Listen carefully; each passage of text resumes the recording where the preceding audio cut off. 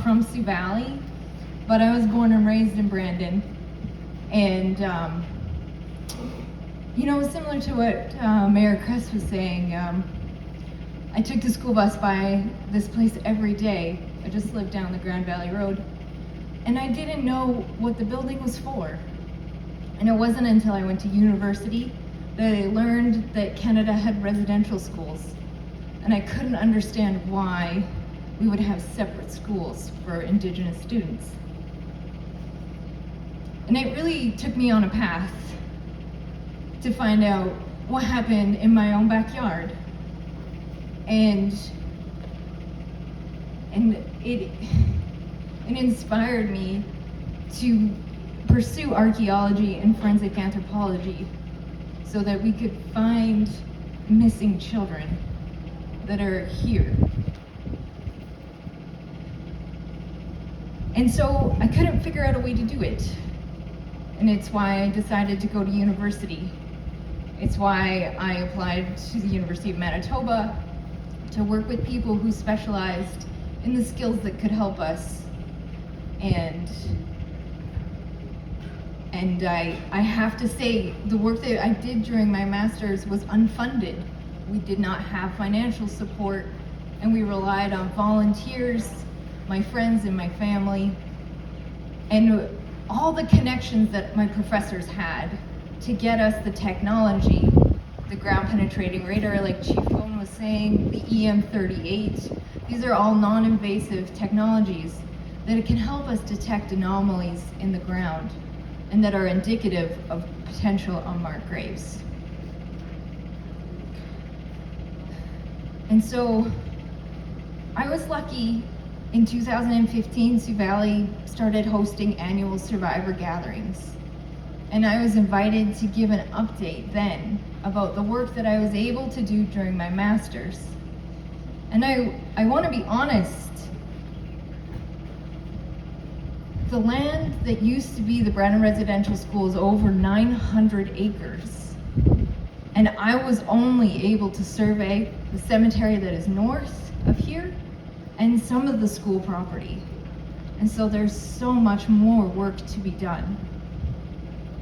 But I was grateful for the opportunity to come and speak with survivors and their families and Sioux Valley Dakota Nation community members, because it was an opportunity for me to listen to their concerns and an opportunity for us to learn how to move forward in a good way. And I was surprised and delighted when I was adopted into the Sioux Valley Dakota Nation that ceremony. I was blanketed, and I still have the star blanket today. And it really gave me purpose for what we're trying to do here. And I realized that if Sioux Valley wanted to ever build a healing lodge here, we had to address the potential unmarked graves on this property. How ironic would it be to try and build a healing lodge here with unmarked graves nearby? And I couldn't ask Sioux Valley to pay for it either. The work that needed to be done is expensive and it requires experts. And I can't even begin to go into the complications of trying to do this work. But it's why I decided again to go back to school to do a PhD. And I specifically went to Simon Fraser University because there's an Indigenous archaeologist there, Eldon Yellowhorn, and he worked with the Truth and Reconciliation Commission. And he helped with their larger national issue of cemeteries at the time. And Simon Fraser was also a really good strategic choice because there are forensic anthropologists and DNA specialists there that can help us if that is what is decided to happen. And it's not just about finding the institutional supports that can help us with this work. It was also about securing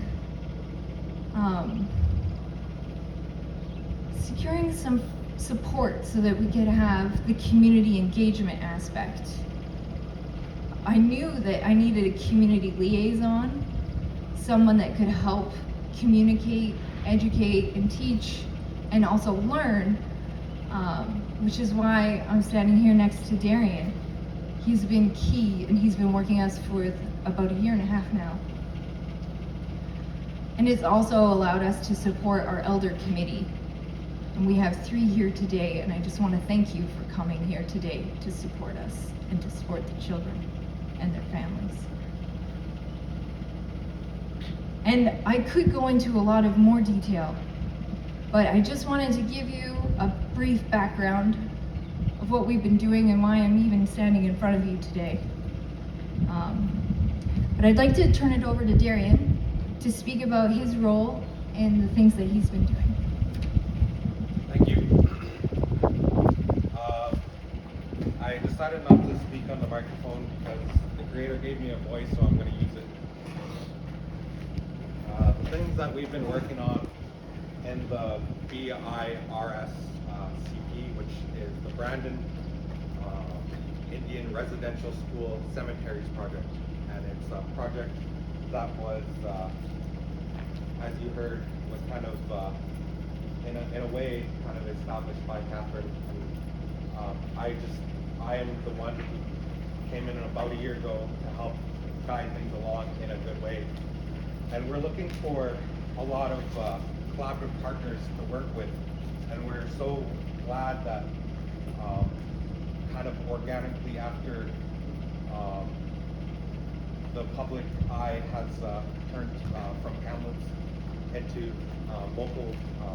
focal points around other residential schools with cemeteries. And we know that there is over 200 cemeteries across Canada, with almost all of them needing this kind of work done. So what we as a project know now is that there's a call for this kind of work, and a call for specifically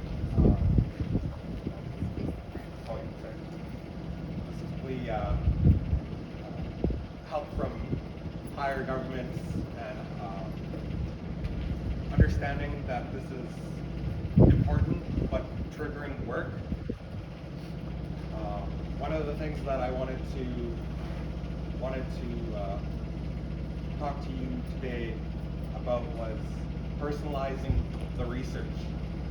Understanding that from a Western university standpoint, we tend to not personalize our field work, our research. We don't value the research that is being done in a way that puts us in the shoes. So I ask you, as parents, as grandparents, as researchers, we all put on our hats to honor the children, to personalize it as if they were your children. If your children were over there, what would you do? That's why I am doing the work that I am doing. Because I personalize it every day, and I feel sad.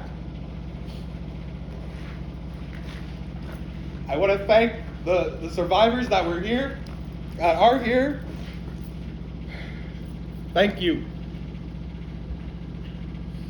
Without you, there wouldn't be me. And I know that. I'm thankful for that. I am so thankful. I understand that we are here today because we know residential school survivors, and we know they exist. We want to be heard. We want change. I don't understand why it takes 6 years for us to get funding. This is an issue that affects us all. With that, I want to thank the committee that we helped form. Oswald, my grandfather Wilson, and I saw Rose pull up, but I know.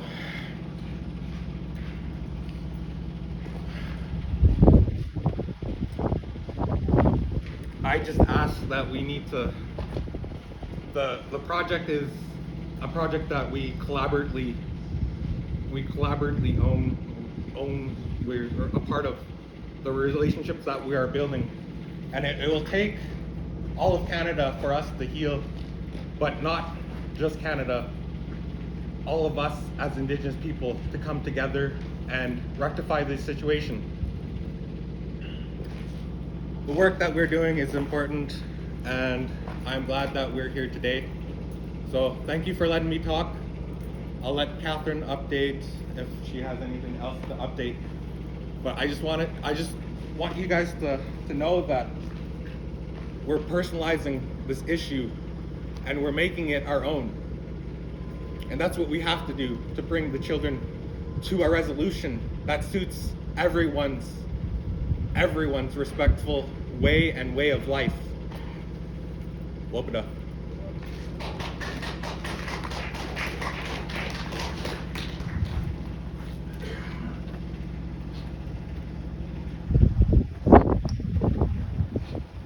And that's why I'm so grateful for the amazing people that are helping us with this work.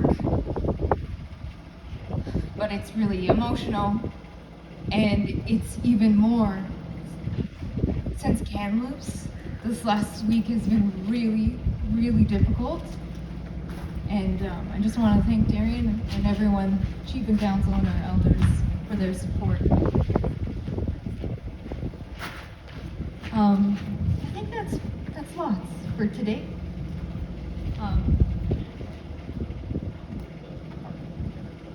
So we got business cards, so if you want to have a conversation with us, we're always more than welcome. We're always making time, we always support the community, so come and talk to us. We want to hear from you. If it's just a hi, hello, see you later, we'll be here. We're not going anywhere. A lot of researchers, we come, set up shop, then they're out the window next day, you know what I mean? They're out. So I just want to let it be known that Katherine is here for a resolution, not a paycheck. But thank you.